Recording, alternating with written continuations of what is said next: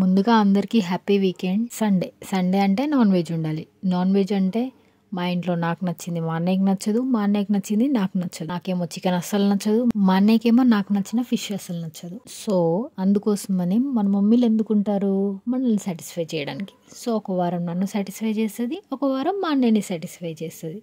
Last వారం మా అన్నయ్య వంతు కాబట్టి ఈ వారం నా వంతు.